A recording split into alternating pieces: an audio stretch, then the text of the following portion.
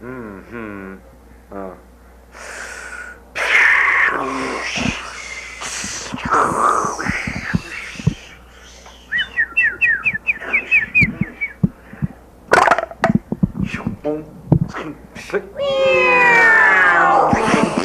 That's very television! I'm watching the tube on a Sunday night, working myself to a fit. I'm sitting here dying of boredom, cause I'm tired of the same old shit. Well, I heard the dial higher around channel 33. That's when I found. Lo and behold, there's a new show. It's called what? Hey, ACTV! Yeah! It's got music, it's got comedy, helpful household hints. Never was a show like it, and there ain't been one since. We'll go back to him. Got something to do. I don't know who, but Every Sunday eve, tune in to channel 33 for that very TV. Yeah! Woo!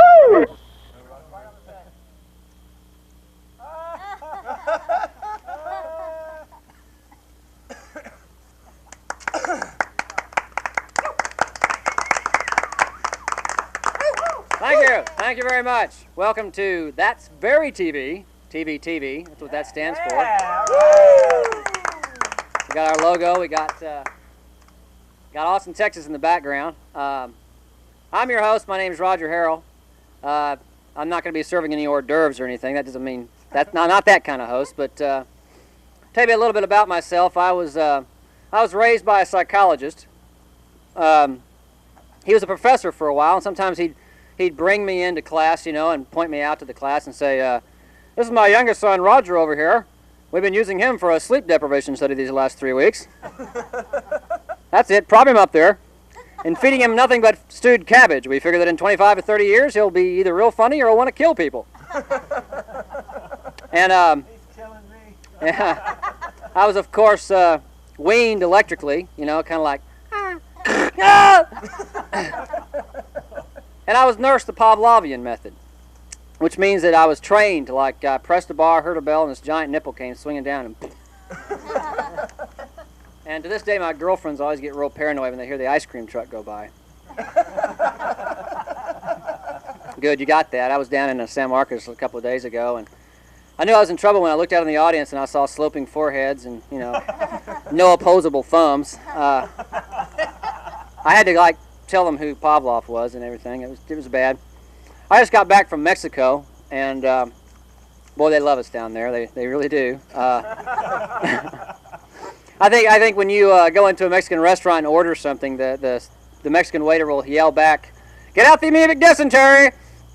I think they have little jars of amoebic dysentery, and they just kind of put eyedroppers on your food, you know. You say huevos, they say amoeba. And I don't know what it was. I think I might have brought home something, you know. I kind of feel funny, you know. Of course, I always wanted pets. And they're real easy to take care of. You know, they don't run out the door when you open it. They don't shit in the dirty laundry hamper or anything. Of course, I may shit in the dirty laundry hamper. Something weird about Mexico, the further south you go, the shorter everybody gets. Now, I don't know what the deal is with that. Needless to say, they're really into basketball down there. Basketball courts just litter the countryside. It's really disgusting. Lakers are down there recruiting right now. I also noticed that the people on the border kind of seem angry and upset, you know, and you know, forget the poverty, forget the inflation rate. I know what's making them upset, you know. It's like 110 degrees outside. These people are wearing long pants. You know what I'm saying? I want to go up to them and say, hey, put some shorts on, will you? You'll be happier. Your family will be happier. Come on. Huh. Okay, getting cold up here now. I also, I noticed like the peso. There's 20,000 pesos equals $8. It's incredible, you know. I wanted to like go down there and say, listen, man, I'll give you 10,000 pesos, and I'll throw in Marvin Gardens too, okay? They didn't appreciate that too much. And then you get upset because, you know, some guy ripped you off 200 pesos. God, 200 pesos? Come on here. Then you realize, wait a minute, that's 8 cents. Okay, you can have it, no problem. And then, you know, after a while, you're traveling with somebody, you know, and you both kind of get tired of each other, you know, and you're kind of sitting there and you go, so, what do you want to do next? Well, why don't we pierce your nose like we were talking about, you know? It was difficult. Leaving America makes you realize a lot of things about America. Some things not so good. Now, I want to know who took the quality out of our bread. You know? What generation took the quality out of our bread? I don't understand this Wonder Bread thing, you know? I really don't understand it. I can understand, like, lining your dashboard with Wonder Bread, you know? And when you get into an accident, and, whoa, saved by the Wonder Bread. I can see, you know, using Wonder Bread is like thousands of loaves for, like, the pole vaulting mat, you know, when they land on the... Well, we're about ready for the next jumper, Bob. The Wonder Bread has about resumed its original position. Well, the Soviets this year have gotten lots of fresh Wonder Bread. I think this is a new era in Soviet-American competition. Anyway, we got a good show for you tonight. Lack of applause sign, but thank you very much. And the first thing we'd like to show you is kind of serious. You know, I mean, you know, with the thing recently going on about East Germans and so forth, we've sent a reporter out, and he's going to interview an East German. So that's the next thing, and Steve Nichols with the East German.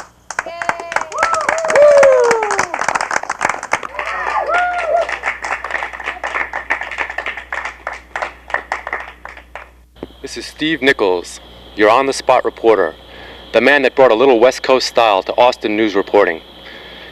And I've got some good news and some bad news. For my female friends, you notice I'm wearing glasses tonight, and there's a little story behind that. I was out at 6th Street last night, and I went to Anchovies, you know, the club for the over 30 set. The band strikes up with ABRAcaDEBRA. I couldn't keep my feet still. I spied a blonde across the room. Before you knew it, we were boogieing down on the floor. Well, you can get the rest of the script. We're back at my place, rolling and tumbling and all that stuff. And after it's all over, the blonde reaches across for a glass of water and drinks it down with my contact lenses in it. And here I am with glasses. That's the bad news. The good news is our producer, Deborah Austin, finally saw to it to get me a trench coat that fits and a foreign assignment. That's right, I've left Austin, I've left the United States, and I'm in Germany. And I'm ahead of those Channel 24 and 36 jerks. I've got the first East German refugee to be relocated in Austin, Texas. He's being sponsored by the Hyde Park Baptist Church. If the commies didn't do it, the Baptists will. Your name, please. Heinrich Fritzengritz. Hank, tell me, why are you coming to Austin, Texas, to the United States, and what are your hopes and dreams? I want more money. I want to be an American millionaire. Michael Jackson, big cars, McDonald's. Hello, America. And you're making a fashion statement, I see. Okay, well, how are you going to get this money? I mean, you're mouthing the typical immigrant cliches. How are you going to get the money?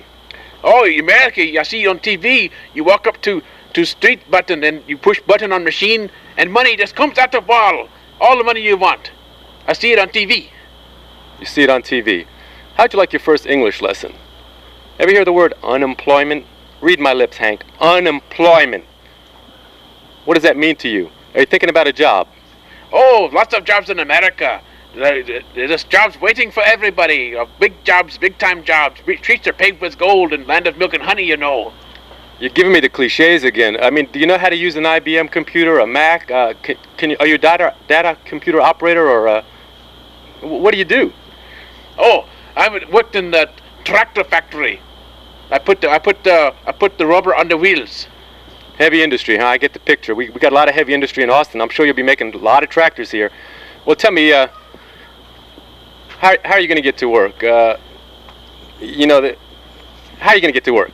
Oh, the trains, trams, streetcars, buses, you know, just the usual thing. Trams, trains, cars, buses. The only people that ride buses in Austin, Texas, either blind, deaf, or mentally retarded. Hank, you might fit into that group, but I suggest you get a car. And what if you get sick on the job? I understand you have socialized medicine over in Germany. It's a different story over here. What, you mean you have to pay for a doctor here? You gotta have $100 to walk in the door, Hank, baby. That's a lot of them beers right there. And, well, I'm glad you're an idealist, and I'm glad you got high hopes for living in Austin, and I plan to run for office when I become citizen. Maybe I'll change things for the better, yeah? well, I have a suggestion. Get rid of this Vladimir Lenin button. That doesn't sell in Austin, Texas. Or this Communist Party membership button. Get rid of that. And do you have about $5 million to run for city council? That's what it takes nowadays. Oh, yeah? America, not what I thought. Well, let's see, I still have my passport. Maybe they would let me back in, you think? Consider it seriously, Hank. And Deborah, I appreciate the job here in East Germany. How about maybe Paris, France, or someplace like that next time with a person that's well, never mind. Hank, nice to meet you. Oh, da, auf Wiedersehen. Yeah, well. Back to you now in Austin, Texas. You can stop smoking in just 5 days without any side effects. You can stop smoking in just 5 minutes without any side effects. How you say, you laugh. With these, get smoker, get 27 of these a day, and then 10 seconds. You can quit smoking with almost no visible side effects. This was me 2 short weeks ago. You know, I really ought to quit smoking. I just don't like what it does to me. Yes, you can stop smoking and not be a wreck like I was. All you do is you take 2 or 3 of these things every day, and then you get fit. Someone give me a goddamn cigarette now! Give me a cigarette and a cigarette now!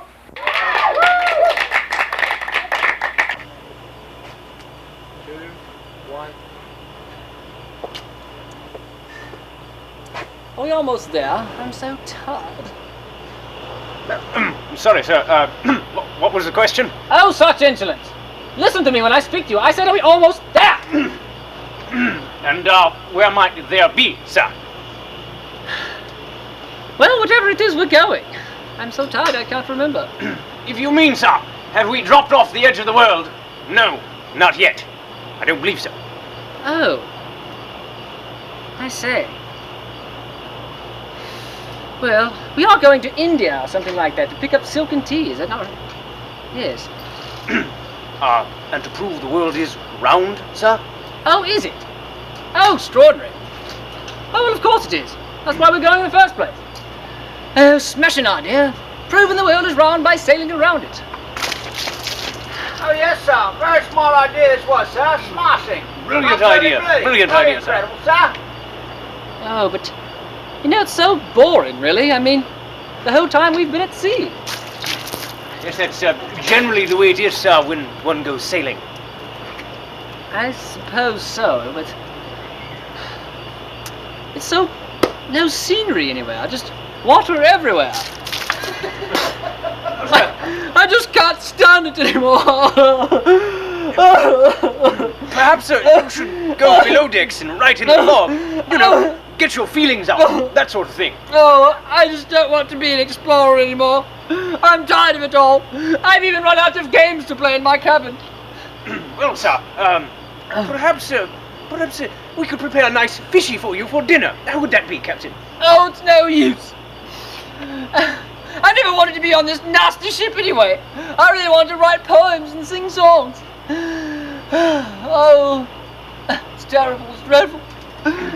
Well, sir, we'll be there very soon. About an hour or so, and then you'll feel better.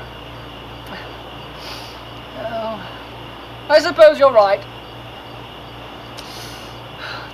That's just boring, really. Well, perhaps you're right. I'll be off to my cabin. Well, sir, you know, one of the mates has come up with a new game. That's a new game for you with a stuffed ducky and bears, sir. Oh, wonderful. Splendid. Oh, and you did promise me some fish, you know. I said you did promise me some fish. Yes. And do send it at someone who's got that new game, will you? Thank you very much. Yes, sir! Yes! Yes, sir! Roll along now. That's a good captain. Hey! Trim the mainsail. We're losing speed. Back to work. No gold brick in here.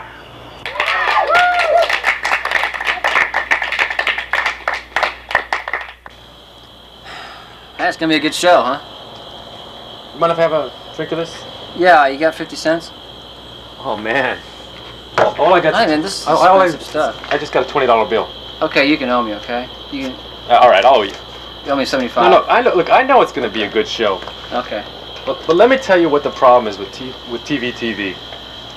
We got a bunch of bits. They're all funny, but they're like separate little satellites. Yeah. You got to have something to bring them together, like some unity on the show, like Saturday Night Live. You watch a show, they always have the celebrity host. That's something the audience can hang a handle on. You know, like, oh, there's Steve Martin, he's the host. This is Saturday Night Live, right? Yeah. Okay. You mean some kind of sort of continuity thing, kind of tie it all together, huh? Yeah, give them an anchor to hold on to, so when they're flicking that channel, they go, oh yeah, that's TV, and 10 minutes later they still know it's TV. Kind of like Carson, you know, he jokes with Doc, the guy with the band, right? Yeah. Oh, I guess we could, you know, have a guy laughing all the time like Doc. Yeah, like Ed, yeah, you know. Hey, you could do an Ed. Hey, you know how? Is that supposed to be a smart ass? No, not really. You know, this is your first week, man. You won't last long with that kind of. That's cool, man. That's cool. Well, so we were supposed to have some kind of a strategic break, kind of in between the things, kind of to sort of. Yeah, I want you to come back. I want the audience to start to identify you. You're TV tonight. You're Roger Harrell. Okay. You're the pivot. I'm the pivot. Bring the show back to yourself every 10 minutes. Wow. Okay. Yeah, I can handle that. Can you do that? Yeah. Okay. Probably about ready for the next one, huh? Okay. Well, luck, I'll do that. Yeah, sure. Hey, good to be on the show. Great. Thank you.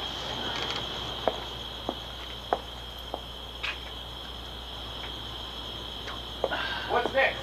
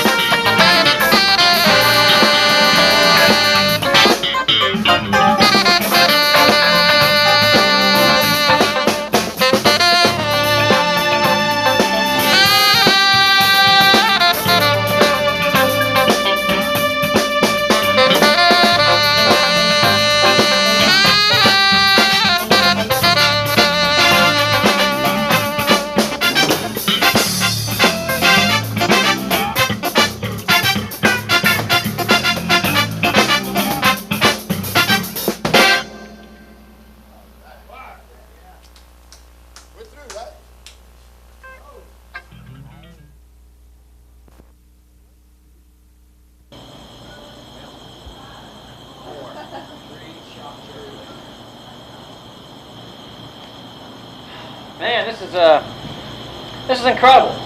Pick up this paper and there's things going on out there you just wouldn't believe. You know, it says here, world's first photo of a Bigfoot baby. That's just incredible. Explorers capture hairy infant as 8-foot-tall mother screams in horror. Wow. Hey, here's another one. Split us apart. Siamese twins fight like cats and dogs over boyfriend. Well, that's incredible. Hey, this is really going on here. It says here, wax dummy of Hitler cries real tears, and top scientists are baffled. That's just incredible. I was flipping through here and I saw this one here. It says, man lives his entire life as a horse. Woo, boy. And I got him picture of him here pulling a little cart. Incredible. Yeah, making noises and everything. I mean, exercise is bad for you.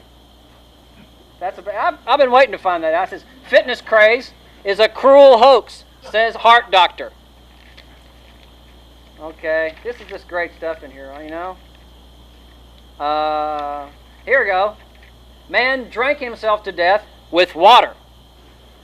Boy. Weirdo guzzled 5 gallons of the stuff every day. Can you believe that? I like the way they've labeled him weirdo, too. I like that. Kind of judged him, you know, too. It's just an incredible thing. Oh, here we go. Playboy race driver dies of AIDS, and now his gals and pals are running scared. Woo!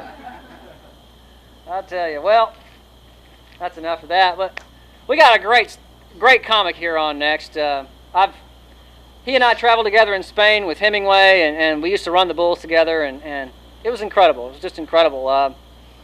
I've played with him for years. The Catskills, Miami. Great comedian, and welcome to the show, Mr. Rob Nash.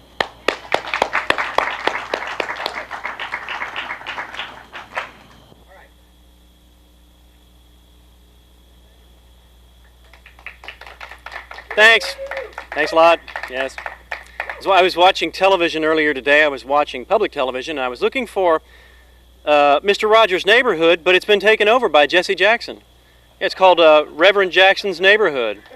It's a beautiful day in my neighborhood. It's a beautiful day for a neighbor. Could you be mine? Would you be mine? Won't you be my neighbor? Good morning, boys and girls. Can you say Rainbow Coalition? Sure, I knew you could. Can you say thoughts in your brains are better than drugs in your veins? I knew you could. We're going to go to the neighborhood of make-believe, boys and girls. Meet a very special woman there. Texas State Treasurer, Governor Hopeful, Miss Ann Richards. Why, thank you, Jesse. I just want to say a few words about the current administration. You know, we need to be patient with the new president. After all, he has to go to bed every night with a silver bush in his mouth. By the way, boys and girls, can you say Jackson and Richards in 92? Well, it's the neighborhood of make-believe, and I can say whatever the hell I want. Thanks a lot, boys and girls. Now I want for you to meet a very neighborly bunch of neighbors. Run, DMC.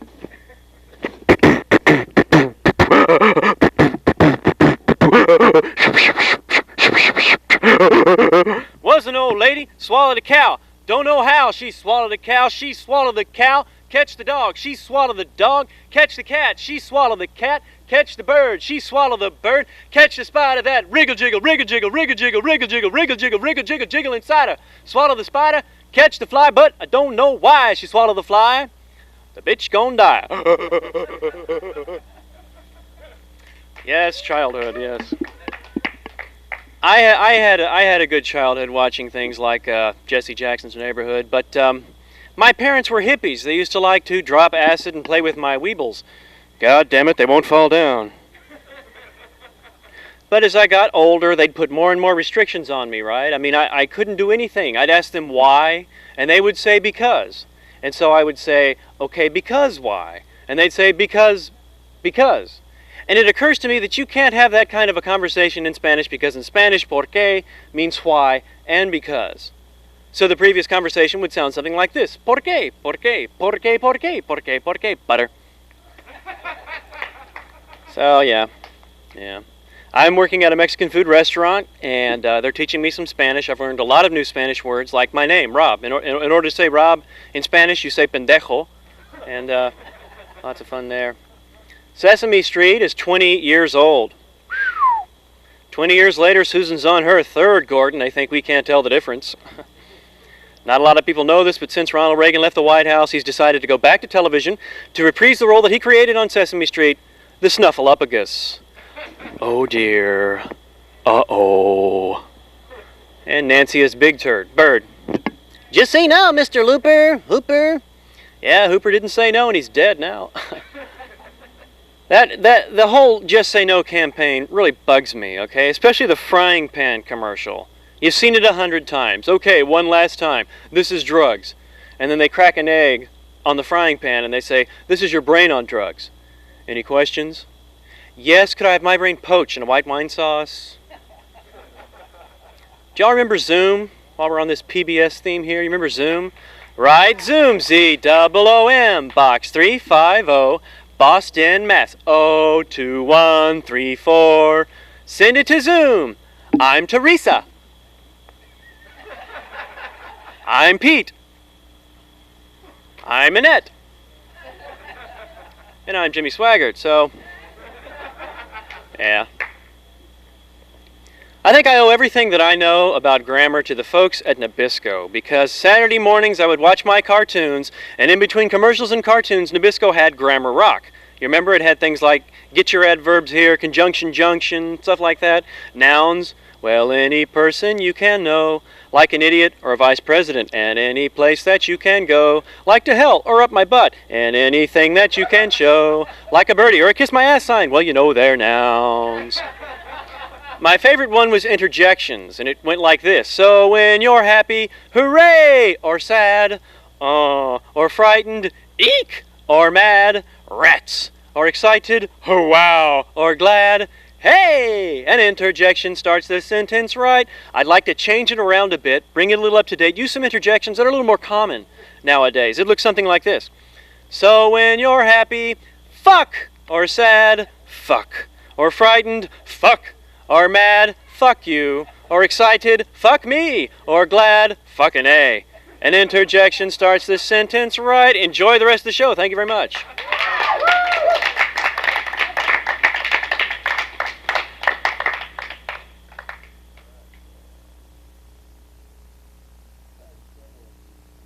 I forgot him. Tried several long-distance companies. We switched to other two, and then back to our original. And now we finally found one that really suits our needs. We need a company with a wide variety of services. Something that'll help us keep in touch with the people that are important to us. This company suits all our needs. A long-distance company with bills that are clear and concise. Tell us everything that we need to know. That inexpensive? No other long-distance company comes even close. And it's all based on good, solid business. Mr. Johnson! Excuse me, I have a call. Yeah, what do you want? I got those reports ready for you, sir. Can you fax them in? Yes, sir, right away. Thank you. You're welcome. This company works as hard as I do.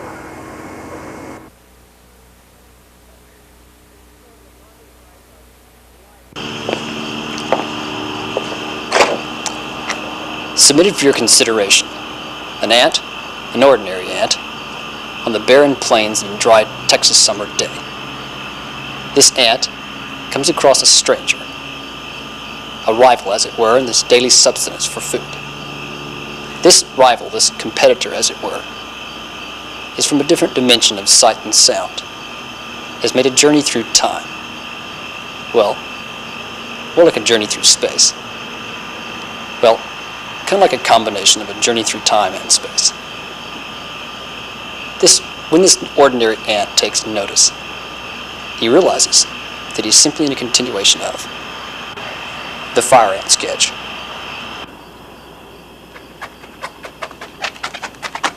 Hey, cousin.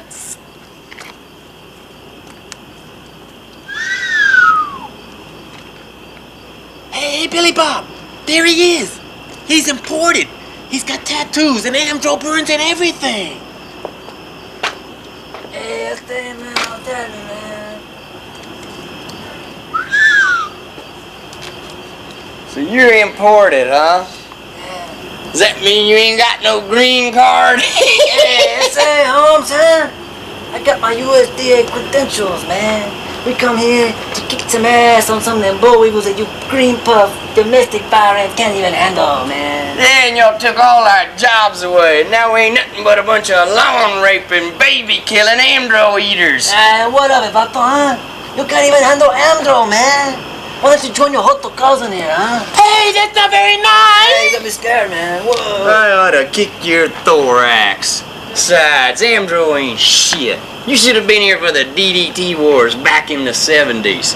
Shit was killing birds, causing birth defects and everything. What do you think happened to him? They dusted his mom right before she went into a swarm.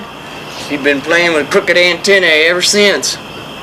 Oh, that's pretty heavy, man. So it makes him look like Buddy Holly, huh? Yeah. Hey! Wow, that's incredible. Hey, look. I got an idea, okay? I got this daycare center all staked out, you know? I want to take us all down there, you know, and maybe I'll get even him, you know. I'll give him a 2-year-old or something, you know, like put him right in between the toes. Oh boy, could we? I love that little flap of skin between the big toe and the first toe. Oh, man, I gotta get some all the time, man. I gotta get me some of that virgin flesh, you know what I'm saying? Oh, Billy Bob, could we please? Well, I suppose so. Hey, you're all right, man. Where are you bedding after the raid? Oh, man, I got me a mountain, you know, right beside El Rancho Cafe, man. Hey, we got a big hill by the railroad tracks. You can bed with us tonight, Chewy. And my sister's real pretty. She's gonna be a queen. I'll introduce you to her. A queen? Ah, caramba. Hey, that's all right. Hey, watch out, man. I'll be your next king, you know what I'm saying? Hey, I gotta go, man. I got things to do and queens to choose. Let's go, let's go.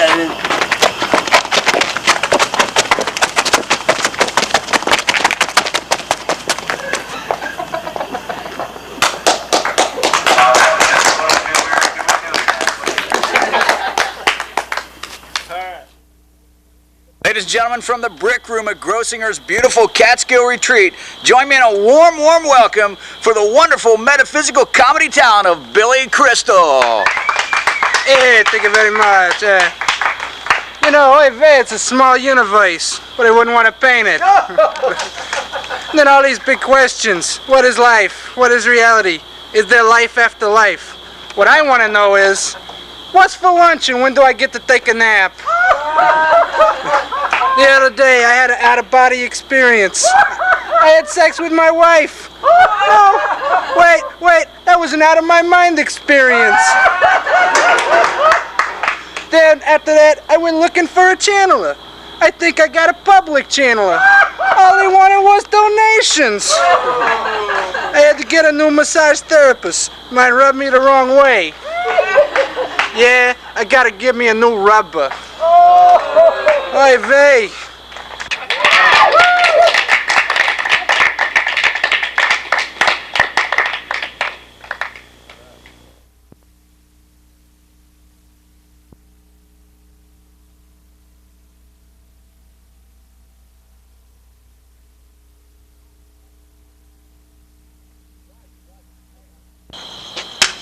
Roger, you're doing a wonderful job. What do you think of the continuity so far? Well, it could be a little bit better. Uh-huh. I mean, I think you got an idea in your head, right? Yeah. What is that idea? You tell me. Yeah, you better watch that, man. You'll probably be drunk by the end of the show, you know. No, don't worry about me, huh? I've been on the show 5 years. Okay. Worry about you. You're doing a great job. Oh, thanks. Well, I don't know. I got some kind of idea, you know, maybe... I don't know. We'll figure it out. Oh, what's the guy in South Austin thinking when he's sitting in front of the set? The guy with the beer like this, right? Sorry about that. He's watching, he's flicking. Here's the news. Here's a football game. There's a guy with a red shirt on, white suspenders. Hey, that's pretty funny. I mean, what's he thinking? God, I don't know. I don't know what he's thinking. I mean, come on. I mean, I'm more of an North Austin kind of person, I think, anyway. Maybe. You got to tell him what to think. That's what I want. Yeah. I want TV to tell him what to think, that this is comedy, that you're the host, that the show is moving along, but you're doing pretty good. Yeah, okay. You know, there's flies flying off me, man. They're like they're collecting a shirt or something. You don't worry about that. You worry about the guy in South Austin. Get some off. Hey, keep hanging there. Hey.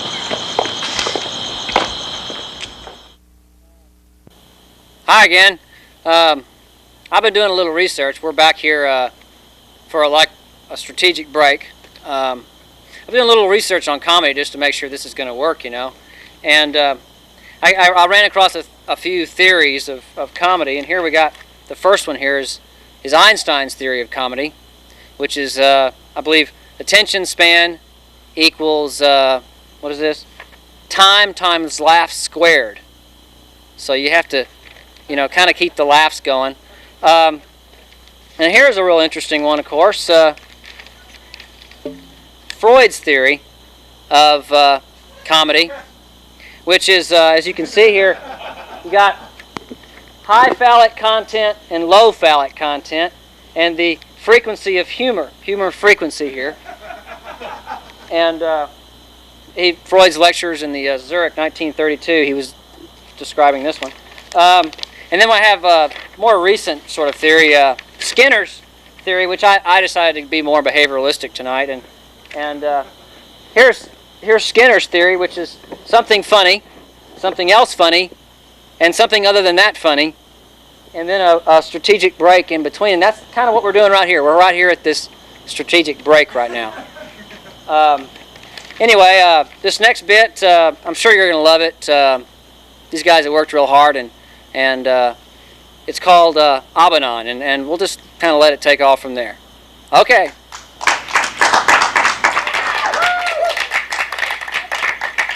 America, we are plagued with an ugly problem. You've seen it at the supermarket. It's running rampant in the workplace. The problem of obnoxious people. And tonight you will take an up-close and personal look at Obnoxious Anonymous, or Abanon. Some victims of this disease, and yes, it is a disease and not a lifestyle, they refer to their self-help groups as Obnos are us. You've seen these people. You work with them. Maybe you live with one. Perhaps you are one of the obnoxious people. They are the ones who laugh real hard at the dinner table and blow coffee and snot all over the person sitting nearby. Hopefully, these self-help groups can save us from the expensive losses in production that have been caused by obnoxious people. Experts estimate the financial setbacks as $2 to $3 billion per annum. Yes, that's money out of your pocket. Can we jail obnoxious people? The court system moves so slowly, and these people seem to actually enjoy the company of lawyers. And should you successfully prosecute an obnoxious person, the cellmate in prison will often hang himself before putting up with these social misfits. Some suggest electroshock therapy, that outmoded method of the mental health institutions. Interestingly, it takes an obnoxious person to empathize with another obnoxious person. Okay, let's bring this meeting to order. What a bunch of losers! Yeah. We come here because we don't have nowhere else to go. We've alienated ourselves from family, friends, employers. We're offensive, and we come here to share with each other our rude and repugnant histories. But somewhere deep inside each and every one of us lies a sense of responsibility to protect the public, the innocent people, from our repulsiveness. And so, we meet in these rooms to share our experience and hope. And besides, we don't have any friends. Talk to yourself. Well, I see a new face here today. Why don't you introduce yourself, loser? I'm Irish Lotkin, and I'm obnoxious. Yeah.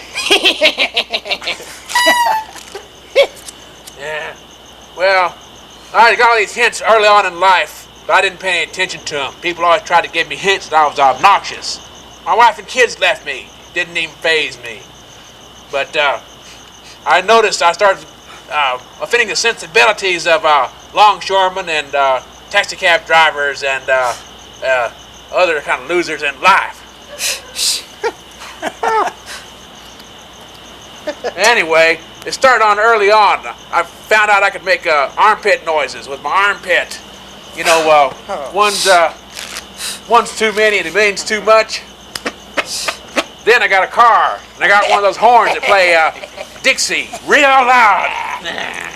Wedgie. Yeah. Then I joined the Jehovah's Witnesses. Not because I believe in Jehovah's Witnesses, but I like waking up people real early on Saturday morning.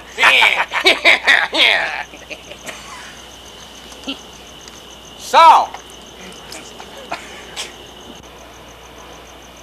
who's the bitch down at the end? Yeah. What are you doing here? This is for all guys, I think, tonight. I thought this was an encounter group, but this turned out to be a session of the most sophomoric, adolescent, macho, chauvinistic crap I've ever seen. That is disgusting. That is a sterling example of what I am talking about. I was expecting a group of intelligent, sensitive people, and all I get is a bunch of 80s crap.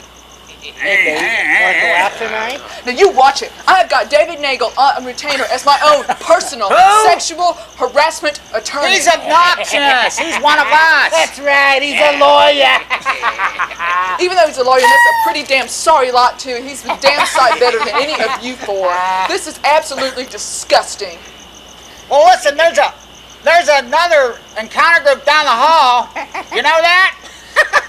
Oh great, what is that? Bitches Anonymous, I think. Bitches Anonymous. Bitches Anonymous. Yeah, why don't you go I thought there? this was a women's group. It said OB Anon. I thought this dealt with women's problems. Bitches Anonymous, get out of here. Hey, you see, you want to go out with me tonight, baby? The curing process only begins when the offensive jerk steps forward and says, Hi, I'm Melvin Holstein, your announcer, and I'm obnoxious!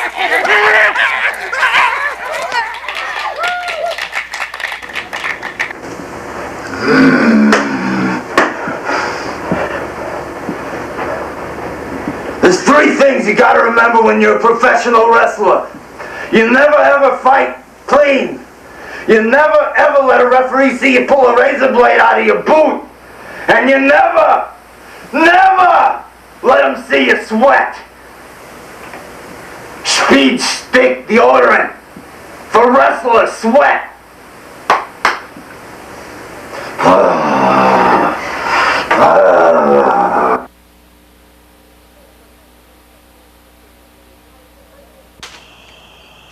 This is Flirting 101. I'm your flirting drill instructor, Sergeant Baker. I'm here to teach you to get in and out of a flirting situation as quickly and as safely as possible. By the time you leave here, you will all be finely tuned flirting machines. Now, you begin your flirting today's exercise with a compliment. Compliments such as, Ma'am, your eyes remind me of moonlight reflected off Olympic pools in Venice.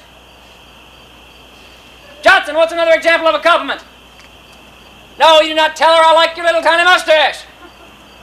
Never, I repeat, never compliment a woman on any bodily hairs other than those on top of her head. Mikowski, what's another example of a compliment? No, you do not say, I'm glad you fit through the door. You also do not say, please shift your weight towards the center of the car. We're listening badly to the right. Now, Miss Swanson, how do you respond to a compliment from your target? No, you do not say, I really think you're a pinhead, but I'll take anything because it's 14 months. Now, it is okay to talk about your likes and dislikes. It is not okay to talk about the reproductive cycles of tiny insects. That is what's technically known as a masher, or maladjusted social interactive response. You will avoid the masher at all costs. Now, we will begin some drills today. So, ready? Flirt, hip, hip, hop, flirt, hip, hip, far. Tallman, change the subject. Not sure your partner enjoys the same enthusiasm for green barnyard animals. Hip, hip, hip, far. Miss Swanson, stand up, put your teeth back in your mouth. Hip, hip, hip, far. Miss Johnson, try to keep your body parts inside your dress. Hip, hip, hip, far. Hip, hip, hip. Miss Kowski, loosen your grip on your partner's neck, let him breathe and apologize. Okay. By the time you leave here, we'll have covered all three hazards of flirting, including loss of pulse, hospitalization due to a partner's angry mate, and temporary loss of genital motor control. Now, I expect you all to buy the text, Flirting, a Tactical Approach in a Nuclear Age, and to have done the first exercise. It's fairly self-explanatory. It's scratch and sniff. Ready? Hello!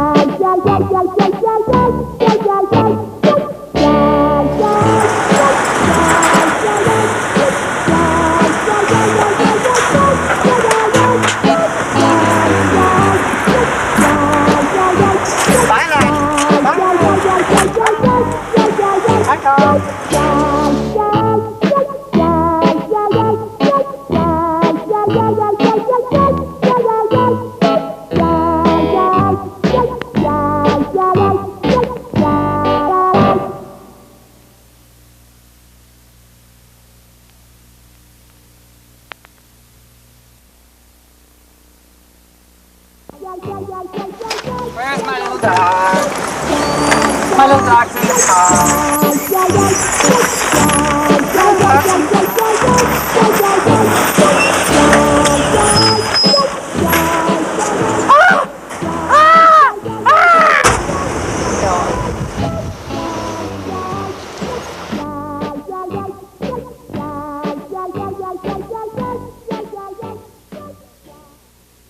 Don't let this happen to your pet. Please, leave them at home.